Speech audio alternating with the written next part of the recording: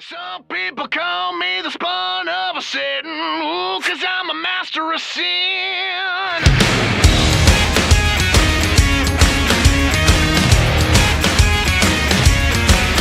Hi guys, Gun Porn Media here. Same shit, different day. No, just kidding, it's the same day. CZ, Dan Wesson specialist, let's talk about it. You watch the footage, this is an unbelievable gun. Let's just call this a dirty gun review right now. I haven't cleaned it yet. I mean, I just got back from the range. Just beautiful. So, not much of anything to say about that except it's a special gun. I love this thing. I can't say enough good things about it. The checkering here on the front strap is nice. Back checkering's nice. Alright, I guess actually, if this was a little further out, that would be preferred for me. This is not going to bother anybody except someone like me with smaller hands. So, the way that I hold a 1911, okay, I get high into here. I mean, I'm crushing here, okay? The safety would be on, generally. Okay, my finger off. I come up, grip, push out like this. Now when I'm ready to shoot, I have safety down and I hold on to the safety. Now if I'm not crushing this grip, this won't actually actuate. If this was just a little easier to actuate, it would be nice. But it's not. So I just squeeze it hard. The grips that it came with, these guys here, and while they do look fucking badass, they are so aggressive. I mean, they just tear you up. You know, they're nice. They're nice for gloves. They're like wearing Velcro. You know, just sticks to your hands. They're great. But for me, it was motherfucker. For me, it was worth the money to just quickly upgrade to these. A little less aggressive, but these are still all right. So I don't really know what to say about it. The sights are cool. Okay, we are unloaded here. I'm not going to show it to the camera because fuck you. I painted the front sight orange, but it is night sights with a single dot rear. I blacked out that rear dot. I know it kind of looks like it's there, but it's pretty well blacked out. It doesn't affect me at all. And then the orange I can just see better than white. Orange is always a good color for me for front sights.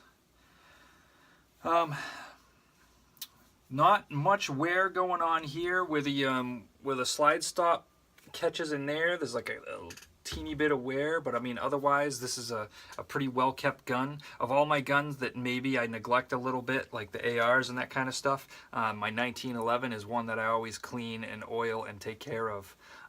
One, they're just generally, they're going to run better if they're taken care of, and I'm looking for guns that run well.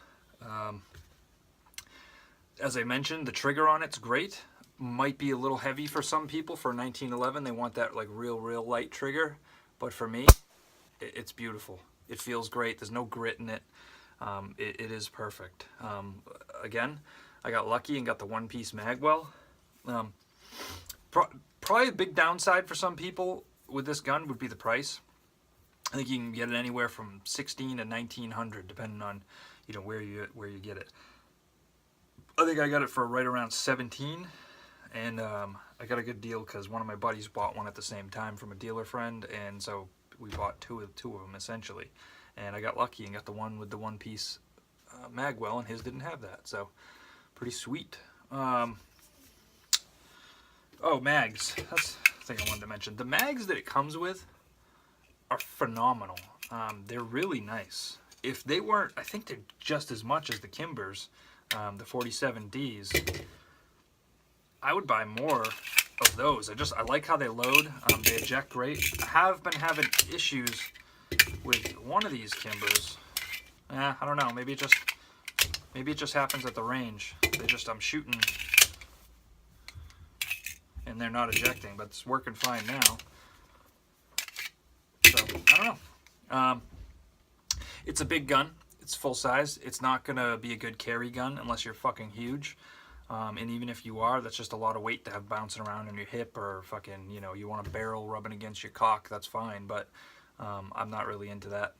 The other thing, just a heads up, both my gun and my buddy's gun, we got them at the same time, came with an extremely stiff safety. Mine was worse than his. Mine was so bad, I couldn't take it off with my thumb on this side. It cut up my thumb. It was awful, and not to mention it was a little on the sharp side too. So I actually had to take it apart, and I believe I ended up filing down the safety a little bit just to make it a little smoother of a transition. That got it a little better. Then I ended up taking the coil right off the spring and putting it back together, and that solved it. Now it's buttery smooth, positive click, just how I like it, and it's beautiful. It's perfect. So it was harsh enough. It wasn't going to break in. This was beyond anything you could imagine of how stiff a 1911 safety would be, especially considering how often you're actuating this thing and, you know, to putting it on and off while you're shooting. If you're shooting properly, you know, you're coming up out of your holster, aiming, taking it off, shooting, loading. If you're going to reholster, you're cocked and you're locked again. You know, you're constantly doing that. So it is a beautiful, sexy gun. I highly recommend this gun.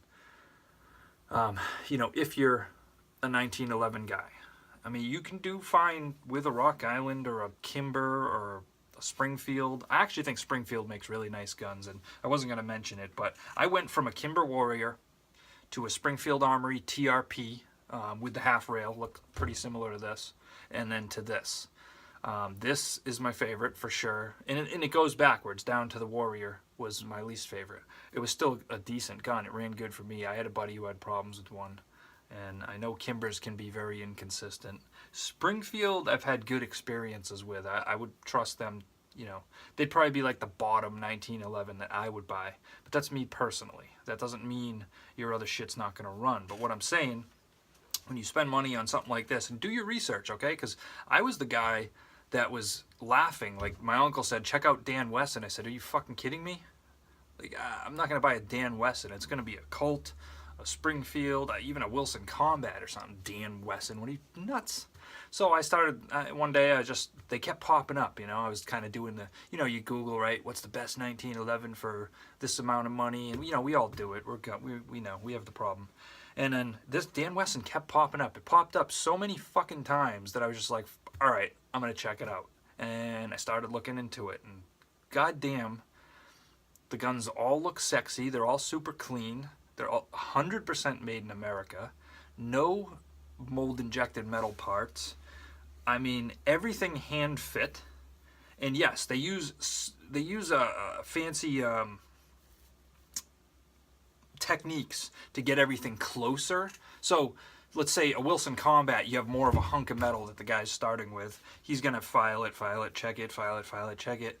Well, Dan Wesson, their factory, they, with machines, get it really close so it barely needs any hand fitting. And then they hand fit everything after that, okay? So it's just less hand work. It's still hand fit though.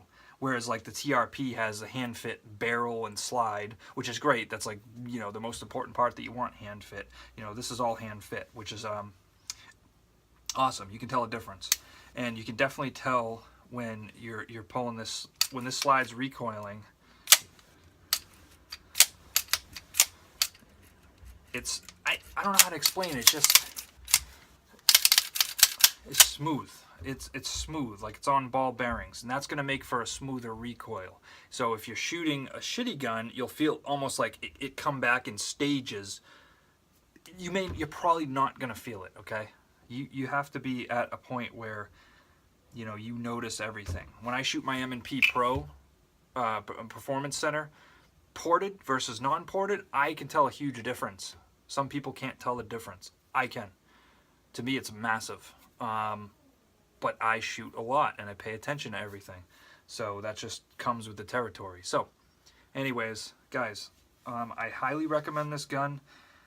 I'm trying to think if I missed anything, because, you know, I just do this off the top of my head. I don't write it down or make a list or anything, so I'll probably miss something, so just ask. Oh, I pretty much just shoot 230 grain, you know, Perfecta or fucking Federal from Walmart.